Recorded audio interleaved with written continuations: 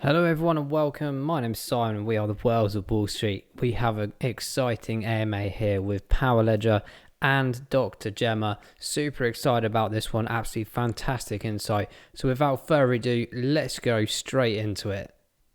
So Jemma, would you like to first of all introduce yourself and a bit about Powerledger as well? Certainly. My name's Jemma Green. I'm a co-founder and the chairman of Powerledger. We make software to support distributed energy markets, which is a technical term, but basically enables more renewables to get onto grids without driving up electricity prices. And we're awesome. 5.5 years old, and we have more than 20 clients in 10 countries. Mm-hmm. And they include utilities and multinationals that have made commitments around 24/7 carbon-free energy, 100% renewable energy, and who want to offer solutions to their customers as well to support the energy transition. Awesome. I have to ask, where's the doctor come from? Well, I did a PhD in electricity market disruption. Oh, wow. Cool. Nice. My background prior to that was in investment banking. I was in mainstream finance and then moved into sustainability in London. I worked there for 11 years. Oh, and nice. Yeah, so it's really interesting looking at environmental standards of the companies the bank was financing, and looking at the energy sector and seeing quite a lot of money being poured into renewable energy, like more than $300 billion a year for the past 8 years consecutive now. Yeah. And a lot of that's been driven by subsidies in the form of feed-in tariffs, which has been really successful in driving up the percentage of renewables in grids. But what it hasn't done, or it's almost become like a victim of its own success, in that it's put too much renewables in parts of grid where there's not demand. And that's where you start to see the breakages in the grid from renewables and a lot of the tension that exists between people that want low-cost energy and those that want renewable energy. So our solution was really about a missing piece of the jigsaw puzzle where you can grow renewables and have lower cost electricity by putting time and place-based price signals to encourage the growth of renewables where and when it's needed, but not beyond that.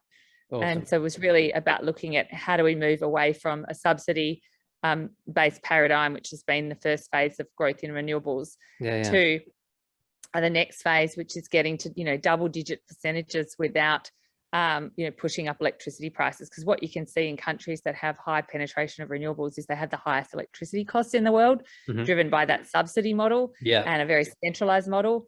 And we use a technology called the blockchain, which is really all around efficiently creating new markets and allowing trading and sharing of energy, and so that trust can be built in these new marketplaces that support the energy transition whilst maintaining a stable energy system, a low-cost energy system. That's very cool.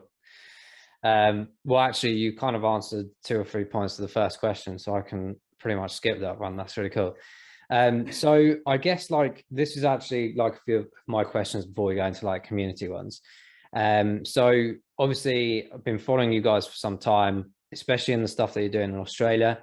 You mentioned earlier about several countries in, so I think you're in 11 or so at the moment. So the expansion aspect of that, or the prospects worldwide, so and this kind of to be fair ties in with my next point about here in the UK, there's just loads of narratives at the moment about high price in fuel, as in gas and electricity. So first of all, the expansion of what that maybe looks like 2022, and we do have a question at the very end about full projection, but maybe talk about things that are perhaps coming for you guys in 2022 and maybe a bit of an expansion point, but also touching on that point as well about the mechanism of these high energy prices, like how Powerledger and blockchain can hopefully fix some of those kind of issues that we have. And I guess it answers as well, why should people care about this kind of initiative and technology? Thanks for your question, multi-part question. I'll try and I'll throw 3 in. Pull it apart and answer it. So in the UK, we're seeing very high electricity prices, and many electricity retailers go to the wall. Really? The biggest casualties have got in excess of 1 million customers, And I mean, they're being taken over by the UK taxpayer, and it's costing billions of dollars to bail them out, essentially. And a lot of the growth in the user bases was driven by, high cost customer acquisition and, and a low cost base for electricity. And the dynamics in the electricity market changed significantly, not just in the UK, in Europe as well. We're seeing this sort of energy crisis, emerge, and it's a lot of different factors coalescing. So, some of it's driven by liquid fuels and inability to, get lorry drivers into the UK, and then other parts, it's, driven by the desire to, reduce reliance on certain type of fuels and shortages of gas. And so, I mean, in Europe, we're hearing, people's electricity bills are going up as much as 60 or 70%. Crazy.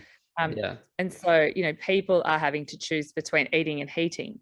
And this is, in high income OECD countries, is, you just couldn't imagine that this would occur. It's just horrific. So, quite literally for people that are having to be faced with those kind of choices. And many of the retailers that are facing problems are ones that don't have a lot of their own generation assets. So they're quite reliant on purchasing electricity in wholesale electricity markets and paying higher prices. And they may be locked into, tariffs that are lower price, so they're losing money on customers in that scenario, unless they've bought hedges to, immunize themselves against these higher price events which are occurring right now. So that's basically is a bit of a shakeout happening. But ultimately, I think this is going to create a stronger imperative for local energy markets and renewable energy generation and storage, because higher price electricity means that the business case for installing storage makes sense sooner. And so that's one thing to consider.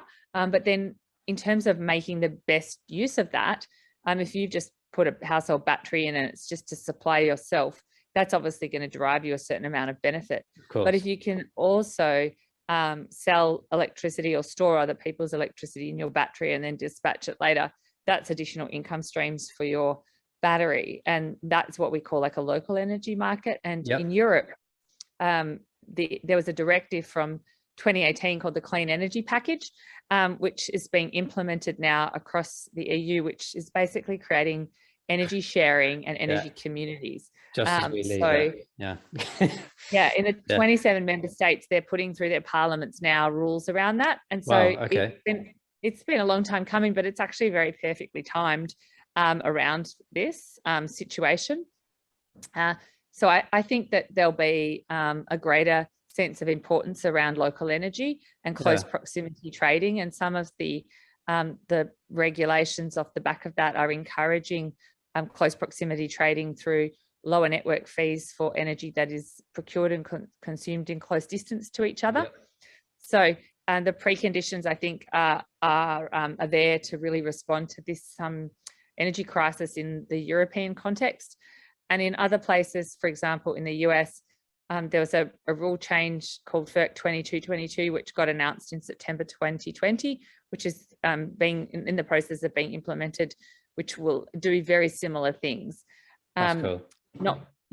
So, and then we did a project last year in India, in the state of Uttar Pradesh, which is the largest and most populous state in India. They have 225 million people living there. Wow. And this proof of concept really showed how we can, move away from this subsidized energy paradigm to market mechanisms to scale renewables. And the regulator liked it so much that in July last year, they issued a decree mandating blockchain-powered peer-to-peer energy trading across the state. Amazing. So, in the European example I gave, that was, that regulation piece was foreshadowed as early back as 2018. But in the case of this Uttar Pradesh example in India, that was just off the back of the example that the proof of concept project that we did there. And we can see so many other things happening in the state of India off the back of that. So I guess what I'm saying is that there can be surprise leapfrogs happening in developing countries that you couldn't necessarily foreshadow. So in terms of looking at adoption of new energy paradigms, in some respects you can see where it's going to come from, but in other respects it can be a real surprise, and it can be very significant. It's just, they're huge markets in themselves, aren't they? That's absolutely crazy. You're good at this because you jumped ahead with my question, so it kind of speeds it up a bit as well. So very much, I guess from my aspect of like my final question from me personally, to be honest, because you've answered all the other ones, interlacing this. So from an education, I'm quite big on like education. I do some bits and bobs like for my old uni and everything. And so what I kind of want to get at here is, I always found like when I was at school, we got these terrible software things that basically you sat there and you type a load of things that you have interest and hobbies, and it would come up with absolute nonsense of what you should do in your future. I think it told me I should be a gardener. Now I love gardening, but I was like, that's not what I want to do. So if like, because I think, you know, blockchain coding, everything about this that's going on at the moment is quite significant for people that are growing up in this next generation. So like, my aspect of this question is like, someone who's at like school, let's say, the energy sector and the environment excites them like it did with me when I was younger. What recommendations could you kind of like suggest to like the students or, you know, children at school and everything, in terms of the learnings that they could possibly like uptake to get more involved in the energy sector, and particularly blockchain, because obviously it's quite a unique thing to learn. So just basically, and then particularly like maybe from university, like how they would get into their first role. Do you have any like recommendations of what people could do to get more involved and excited about this sector, and particularly with blockchain? Well, I think you must be quite a lot younger than I am, because when I was in high school, they gave me a book which had like a menu of different careers to choose from. Wow. And I remember looking through the book and not really relating to any of them. And I certainly didn't predict that I would be working in this field, you know, when I was a teenager, let alone, you know, 10 years ago. But I think it's a really exciting space to be working in, like effectively at the nexus of, you know, an energy transition and a technology transition as well. And, you know, they're both highly technical areas. So, you know, to come at it from the energy side of things, like power systems engineering, and then, you know, software engineering, but also blockchain engineering. And blockchain is not just about coding in, you know, Solidity or Rust. You know, it's got a big philosophical aspect to it. I mean, if you just want to look at the distributed ledger technology, I would say not so much. But if you want to incorporate tokenization and payment systems and things like that, there's quite a lot to absorb in terms of that, the thinking behind it, to really be able to use the technology to its fullest. And so software engineering and coding, I would say, you know, are pretty important, but you can still be quite technical without necessarily being a coder. But look at like, you know, modeling and understanding, you know, like commercial models and business models and things like that. So I think, you know, technical degrees though are very important, I think, in our field. You know, in the work that we do, the people that do particularly well have a grounding in a technical area. And yeah, I would say I would really encourage people to look at it, because it is so fascinating and it is very nascent. So there's so much of it that, you know, is going to be developed, and they could really be at the forefront of something that is really like a world-changing idea. So yeah, I think they could be part of pioneering things rather than just maintaining the status quo. That's awesome. Thank you. And so I guess we're going to a bit of a community aspect here as well. One thing I didn't kind of point out at the beginning of the video, so the tokenomics aspect of Powerledger. So let's say, obviously I appreciate there's institutional value there as well. There's a lot of like retail investors. We talk about Power a lot on our channel. Yeah, it's an incredible project and I've followed it for some time. So for those that don't know, perhaps like what they're investing in and like how that, you know, the POWR token essentially works with the chain. Do you have like a really quick like snippet overview of like how that token essentially works within the system? Certainly. So we have a POWR token. The POWR token is an access token to access our software. So clients need a certain amount of power to access the Powerledger software trading platform, and they can also pay to access the software in cash. If they do that, we keep it. If they pay in POWR, it's possible for them to have that returned to them, and so they're relatively incentivized to pay in POWR over cash. In terms of the POWR token, it's ERC20 token on the Ethereum blockchain, and that's a common token standard, utility token standard. And we created 1 billion units of that token, and there's about 500 million units of power in circulation in the secondary market, and there's 500 million units in our treasury. And so like from a Powerledger perspective, we can use those tokens in our treasury, to really support the development of the ecosystem and encourage uptake of the platform. So that's something that our business is very aligned with the interests of POWR token holders, because we're the largest POWR token holder.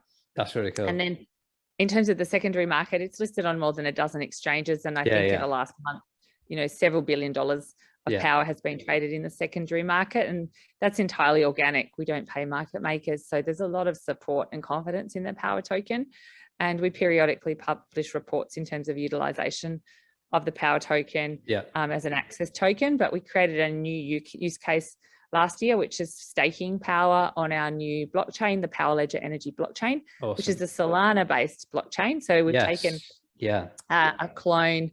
So there's two ways that you can take a clone. You can do a fork against the beacon chain or the main chain. In our case, we've taken a code fork and not a data fork. So we've got a separate chain that's based on Solana, and we've modified that for the electricity use case. And the reason we moved from an Ethereum-based chain for recording electricity transactions to a Solana-based chain is throughput. Ethereum can process 10 to 12 transactions per second, and even with like sharding and layer 2 initiatives, it might get to 100 transactions per second, whereas Solana can process 65,000 transactions per second. So it's night and day. And it's the way we've designed it is it's super energy efficient and run on renewable energy. And so it's a perfect blockchain for electricity use case. So we're really excited about that. And so POWR token holders will be able to stake their POWR tokens for a reward. And that Powerledger Energy blockchain is a private consortium chain. So that's a second use case for the POWR token. And we estimate there'll be a lot of POWR tokens locked up as a result of that, which will improve the outlook for POWR token holders. That's awesome. Yeah, so Jemma, basically we had a question around actually the staking aspect. So understanding maybe the time frame of when the staking's open, and also like the APY or the APR, basically the reward system, what maybe percentage could we be looking at initially when it starts? So we've provisioned 20 million POWR tokens over 4 years as a part of the reward, and the chain will pay a fixed amount of rewards of 37,000 power per epoch, which totals approximately 5 million power per annum available for the staking program. And we have several validators that are continuing to test the chain. And in parallel, a lot of work is being done developing the staking functionality, and we're working on 2 staking mechanisms. One that will be available earlier this year, and a second solution which is more decentralized, which will be developed and released at a later time. Cool, good. And then I guess one from a competitive perspective, so forgive us, but we do talk about them as well, like Energy Web Foundation. So there's obviously quite a few similarities, but do you think there's something that you could pick out about Powerledger that's perhaps slightly different in terms of what Energy Web do, maybe the enhancement or something like that? Do you have anything that you could pick out for that question?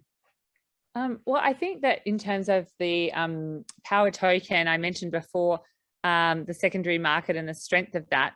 POWR is listed on more than a dozen exchanges, and there's a lot, billions of dollars traded each month in the secondary market. Whereas the Energy Web token, I think, has a much lower trading volume and is traded on a limited amount of exchanges.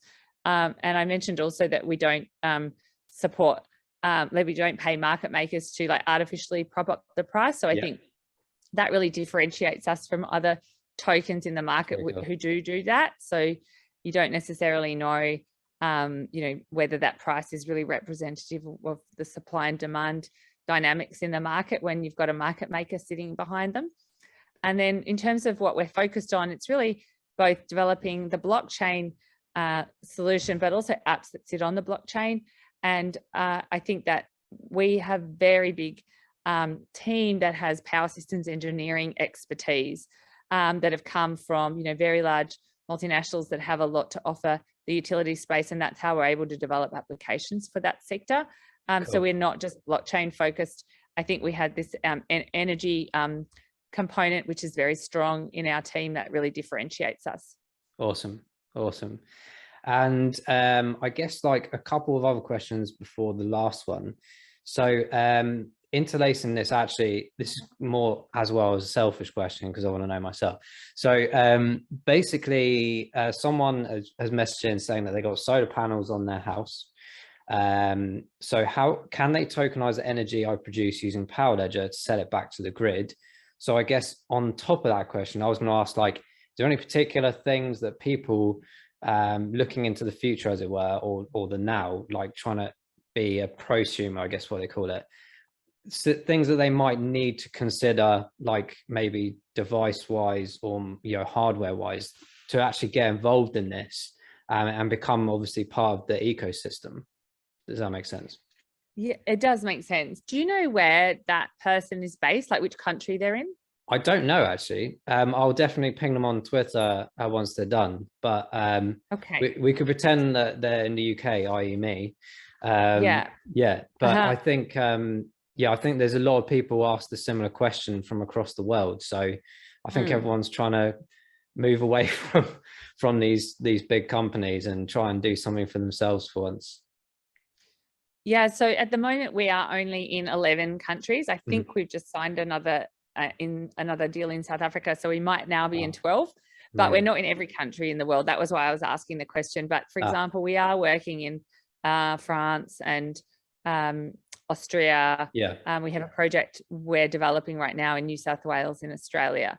So if that person is based in one of the 11 or 12 countries that we operate in, it could be that they could join one of our retail partners in that area and participate. And so, it depends on where they are. But say, for example, they're in New South Wales, they could join one of our retail partners and join the local energy market and sell that surplus solar to other users or to another household's battery, and then access that energy later in the day. And that's really the idea. And it's supposed to facilitate the sharing of energy, so I can, sell my surplus and access renewables, but it also supports the grid. In the case of the New South Wales project I mentioned, it's about avoiding having to upgrade substations and transformers through reducing the export of renewable energy in the noontime when it's peak, and also reducing grid import at night. And doing that defers capital investment, which drives down electricity costs. So it basically allows sharing of energy in order to support the grid. That's awesome. Because I follow like the UN's Agenda 30 program and the World Economic Forum quite a lot for many years. And I remember a lot of the aspect of Agenda 30 was about sustainability and everything. And I do remember a big topic in that big long document that I had to read about trying to create more like community hub areas, like actually bringing shopping centers to smaller areas so that people don't travel as far, and it kind of helps the environment, obviously reducing that. So I can kind of actually see in terms of the energy sector how that works, maybe like community batteries kind of thing, and then sharing sharing maybe with neighbor communities as well, if that's the way. So it's really interesting.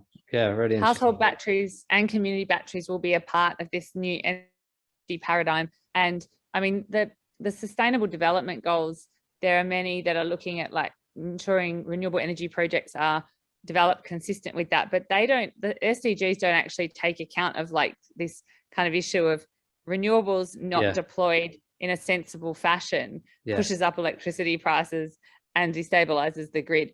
And so our solution is really looking at how do we actually have sustainability in the most meaningful and bigger sense of the word, not just tokenistically. Yeah, sure. That's really cool. The last question for you is actually interesting. So where do you see Powerledger in 2030? So I think the reason that's been picked out, and I quite liked this question because I've just mentioned about like Agenda 30, this is kind of like the target for the world, or the next big target for all the tick-offs and things. So where do you think power could be in 2030, you know, based on obviously everything that's going on before, right now, obviously loads going on. So I guess from like the investor's perspective, but more importantly for me is like the world's enhancement, you know, sustainable and everything. So where do you think the Powerledger could be in 2030?